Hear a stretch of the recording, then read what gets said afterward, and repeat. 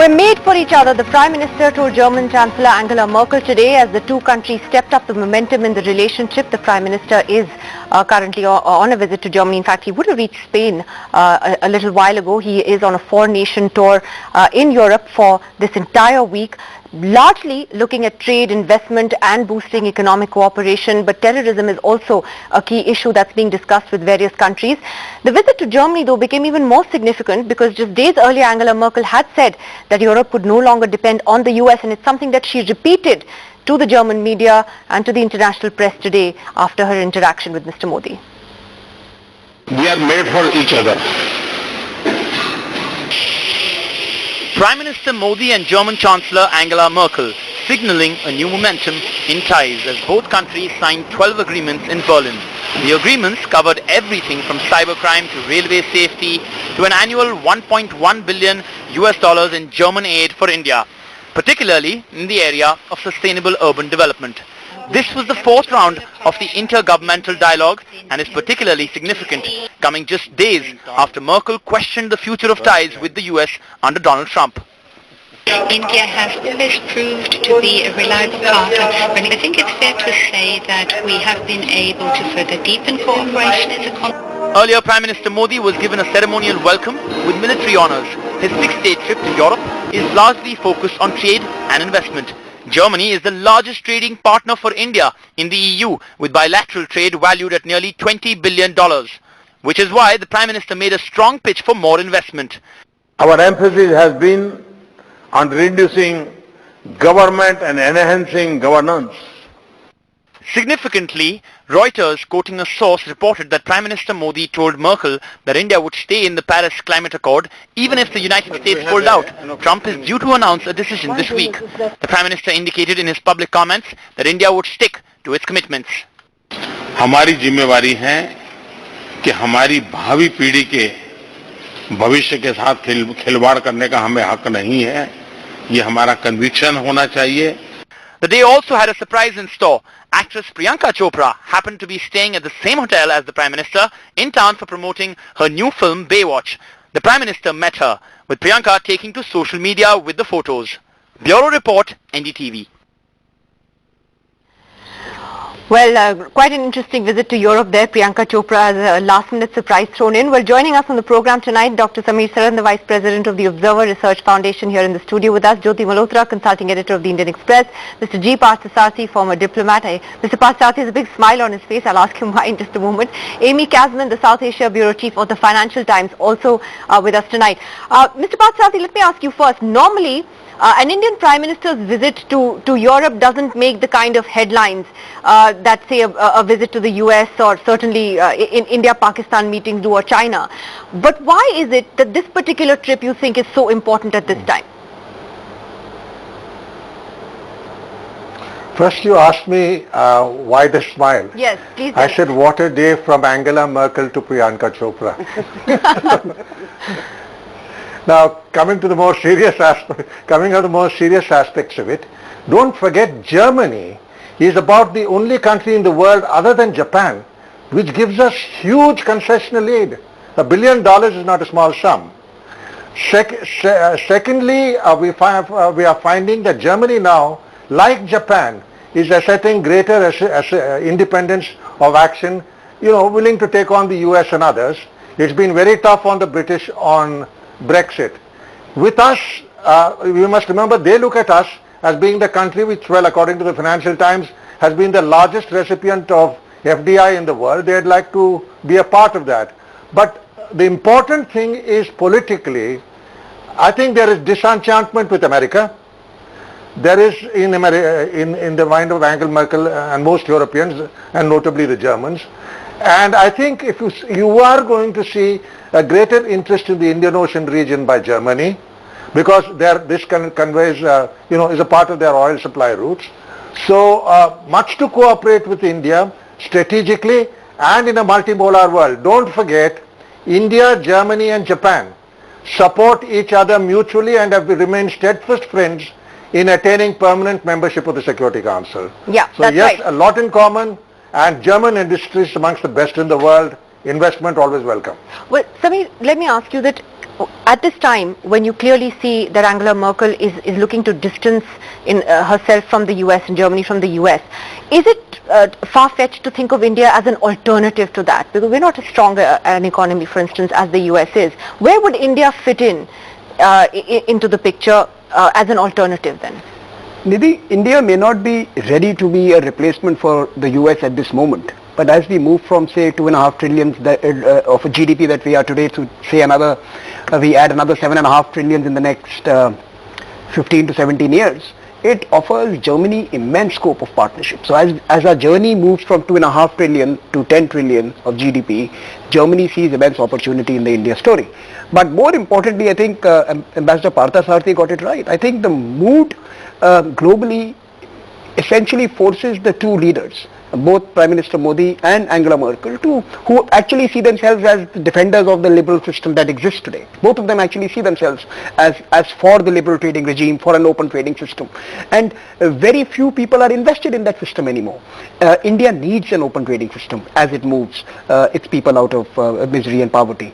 So both of them in many ways see a common mood in their two countries for furthering the trade agenda, for strengthening economic partnership, and of course we cannot also dismiss the fact that this Prime Minister, the Indian Prime Minister, for the first time is as committed as the German Chancellor on issues like climate change and some of the global common issues around sustainable development goals. So I think there is a huge common framework for them besides trade, terrorism and investments, which obviously speak for themselves. The other interesting factor though, Jyoti, would be the China factor. In fact, the Chinese premier is going to be in Germany literally hours after Prime Minister Modi has left. I think their talks are tomorrow, if I'm not mistaken. Now, Germany has also been very cautious on the One Belt, One Road, even though they did send somebody for the OBOR summit. They have asked for greater transparency on that. How do you see that playing out, the whole Germany, India, China equation? Do you think, how will China balance that out? How is that going to play out? Nidhi, you're absolutely right. I think one big aspect of Prime Minister Modi's visit, I mean, Samir and both Parth talked about the disenchantment with the US, and both on the part of Germany as well as on the part of India. Now, I think on India's side, Prime Minister Modi and the Foreign Office have tried very hard to get some love out of US President Donald Trump. That hasn't happened yet, although I think the PM will make a trip to Washington DC sooner than Probably later. at the end of June. Yeah, absolutely. So I think because the Americans haven't responded as positively, India needs a reliable ally, a suitable ally, if you like. Germany, I think it's high time that the Indians have started looking at Germany and looking at it so intimately, and I think really, for even if Germany is sort of like a second, if India is sort of disillusioned by the Americans, very, very upset or disillusioned with the Chinese, and even if that's the truth, the fact that both India and Germany are not as circumspect, are not as happy about China's huge global ambitions on the Belt and Road, brings them together. Having said that, like you said, Germany is going to receive Angela Merkel is going to receive Xi Jinping. No, I think it's Li Keqiang, If it's and both, there is no question that Germany and China also have a very big relationship. Exactly. So Germany cannot ignore the Chinese. Now, if India wants to offer an alternative to China's view of the world, I think that's also possible. And in that sense, I think that's how Germany becomes an even more important ally. Remember that Donald Trump is increasingly reaching out to the Chinese. He has said, the Americans have said that they will not receive the Dalai Lama or not give him the status that Obama gave the Dalai Lama. So in that sense, we see the Trump government, the Trump administration, being much more kosher with the Chinese than you had previously. It's interesting, and I just want to ask Amy, this whole thing of how Donald Trump has really managed to piss off the Europeans, for want of a better word, after this G7 summit. A, tell us about how that's playing out, and B, I think as Jyoti was saying, do you believe Donald Trump is an unreliable ally for India or for anybody? Look, obviously summits like the G7 are all about diplomacy, and I think it's quite clear that Donald Trump is anything but diplomatic. He says what comes into his mind, and what may come into his mind at 1 minute may not be what comes into his mind 2 days later. So, in fact, I think there's no kind of core principles. I mean, it's been repeatedly said in Washington that Donald Trump is very influenced by the last person that he spoke to. So I think there is an issue of reliability. I don't think he necessarily, I mean, obviously he heavily courted the Indian-American vote during the elections and tried to kind of emphasize... He loves Hindus. Yeah, you know, I mean, I think what he said and, you know, who he was appealing to is very well established and is widely known here. But, I mean, I don't think he necessarily is completely preoccupied with India, or that it figures even very highly in his kind of vision of what it is that he wants to do. I mean, neither does he see India as a particular problem for him, but neither does he see it as offering. It's just not really that heavy in his consciousness. No, and so clearly, I think I am not convinced that the Donald Trump presidency will be bad for India. I think like will it be indifferent to India? No, I'm quite certain that it will follow the same linear path, which is that like every US president, the first year will be spent in trying to find a new balance with China, and thereafter they will turn to India and others to try and balance China. So in a sense it is going to follow that linear path where every president believes, like in India, every prime minister believes he'll solve the Pakistan problem, and then it's business as usual. But I think what is important at this time is that the Indian Prime Minister will be now, after his European sojourn, will be moving to the SCO meeting, where he will meet the Chinese colleagues, the Russian... and maybe Nawaz Sharif. And Nawaz Sharif and others. So I think what this particular trip will also do for India is to start thinking about the kind of support they can elicit for an India proposition, for an India trade corridor, for an India economic proposal for the region. So I mean, if you really want to make Chabahar something viable, you're not going to do it alone. That's what Jyoti was talking about, exactly. Offering the world an alternative. Alternatives. Now that alternative will require partners. And I do not believe that you can have a plan that goes through Central Asia and the Middle East, which will not have a strong European But you know what's also interesting, Ambassador Parthasarathy, today is, and I see this being reported widely in the international media today, for instance, that Reuters story on the climate change accord, the Prime Minister was asked at the press interaction directly that question, and he gave fair indications that India would not move away from its commitments to the Paris Accord. That's really being lauded in the international media at a time when Trump is coming under increasing criticism. Do you see more and more convergence, on key issues between India and Europe now? This being an example of that.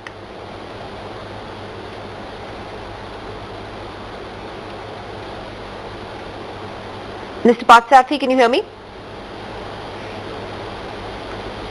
Yes, I can hear you. Well, let me put it this way. With the major powers in Europe, yes. With France and Germany, yes. These smaller powers we find are too intrusive, and we get into petty differences. So yes, with the major powers of Europe, we have much to do. They are friends. Do you know that Germany and France backed us during the 71 conflict in Bangladesh? So I think they'd also take an independent path. And coming to what you spoke about earlier, Nidhi, I think his going to Russia after this is very important, because if first the Europeans are very skeptical and opposed to the Chinese OBOR. They did that in Beijing, and their high representatives have said so in public. But we have to come out with alternatives. And I think in Russia, we should revive the corridors from Bandar Abbas and Chabahar to Afghanistan and to Russia, no, but across the Caspian. There already. So there's no point in opposing everything China does and doing nothing ourselves. And I think we should be more imaginative of going to the BRICS Bank or to the Infrastructure Development Bank and becoming a player. And I think this time when the Prime Minister is there, some Indian ideas on communications and connectivity will come up, which is important. But more importantly now, I think we are heading towards a bit of uneasiness in Russia with the OBOR. Russian academics have objected to it.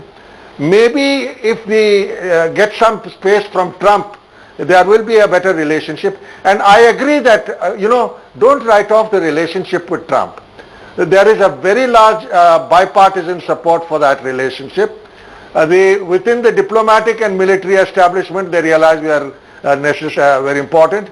And any feelings he may have towards China and Pakistan will wane away between the Japanese, What you Indians said on and Russia others. is particularly And interesting. let's not forget Afghanistan. Yeah, no, I just want to ask Jyoti on this thing that... Russia is an important... Yeah, sorry, so just one moment on the whole thing about Russia. Is that then perhaps a natural move for India to fall back on the traditional ally?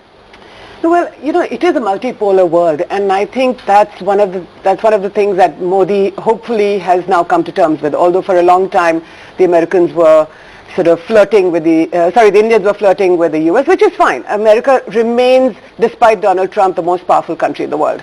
Now, having said that, there is some tension between Modi and the Russian President Vladimir Putin. You remember last year in Goa that both leaders, that there was sort of some discomfort between the two. I think the Indians also believe that Russia is moving towards the Chinese.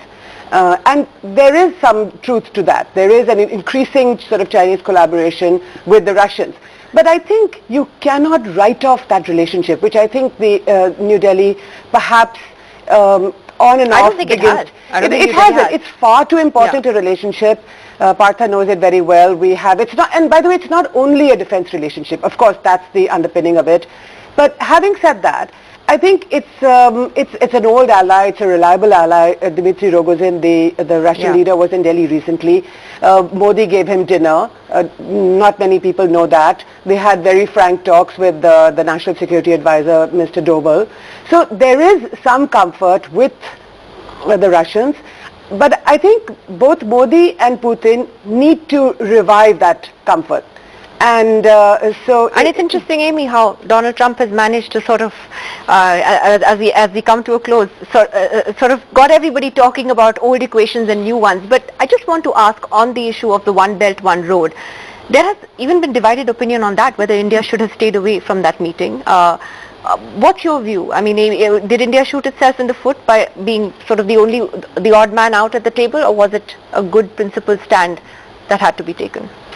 I don't know that staying away from the meeting was really the best thing to have done. I think that, if you have concerns about the way that it's, being rolled out, that perhaps better would have been to be there at the forum, at the table, with the other countries that were there, finding those that shared your concerns, everybody, and kind of getting, networking and trying to really try to basically find the allies who share that, like the Europeans were there, although they have concerns. So maybe it would have been better for India to be there and kind of form a group within the conference where these concerns are given a better airing, and not just by India alone, but, with other countries that share these concerns, and what are the principles on which this OBOR projects are going to go through. And I think maybe there was more to be gained by being there, even if they weren't completely comfortable with it. There's some truth in that. I think there was nothing. You have the might of China and the kind of money that they're throwing behind this entire project. What can India offer as an alternative, just even So let me answer as that an and idea? let me quickly respond to Amy. I think there was very little for India to be gained by being at that conference. So I don't think we want to be reduced to creating caucuses opposing Chinese propositions from within. That is not the job of a country which represents 1/6 of humanity. And certainly there was nothing on the table that was so desirable for us to obtain by going to that conference. But I agree with her. I think India's challenge in the days ahead is to create the India alternative. I think the North-South corridor could be the basis. Can we come up with a plan where we can integrate the global efforts to revive trade, to revive connectivity, to revive economic investments around an India economic proposition? I think that's our challenge. In the next 1 year, we should be able to put forward some sensible, practical and pragmatic propositions before Europe. That's why this trip is important, before Russia, so that they have they can get out of the clutch of monopsony that they find themselves in. China is the only alternative. They don't like it, and certainly they don't want want to be glorified, as Ambassador Parthasarathy mentioned. Many of them believe that they've been reduced to glorified policemen for Chinese economic projects. So in many ways, if we can come up with a sensible proposition, we can certainly interest the Europeans in it, and believe you me, at some point Washington DC will want to be a part of that as well, So let me give sooner rather than last later. word to Jyoti. Is Europe the one bright spot you think, or the encouraging spot in the India international story today, the diplomatic story? The neighborhood, not so much right now. I mean, unfortunately, I think I do agree with you. Modi keeps talking about India's neighborhood first policy, but unfortunately, that's not. We don't see that. Not entirely his fault, though. Not Of like course. he didn't try. No, absolutely, he did. He did try very hard. But it is, he went to Raiwind, he went for Nawaz Sharif's granddaughter's wedding. He's done the Nepal trip 3 times. But it seems that India is changing its policies yet again in Nepal. He had a good trip to Sri Lanka. So yes, I think Europe looks good right now. But quickly, just to talk on the China thing, I think as Chinese sort of master strategists like Sun Tzu said, you have to know your enemy. So therefore, you have to, if you want to know your enemy, in this case, if this is what the Indians believe that this is what China is, then go to the Belt and Road we Summit. should have gone. We should have gone at whatever level. It needn't have been a joint secretary from the Foreign Office. It could have been the ambassador. It could have been a junior functionary from the embassy. Go there. You have to just smile sweetly. After all, that's what Deng Xiaoping said. He said you have to smile sweetly, keep a low profile and learn about what's happening in the rest of the world, and this includes China. Well, I would ask you to invite China to a Taiwan conference in a third country. And watch them smile. No, but look at nor his father would have gone to a conference that would have discussed any of the fundamental sovereign issues that bother China. And I think this was an issue of territoriality, and I think and sovereignty. Well, like I said, the opinion divided on that, but it's been fascinating to talk to all of you on the Prime Minister's visit to Europe.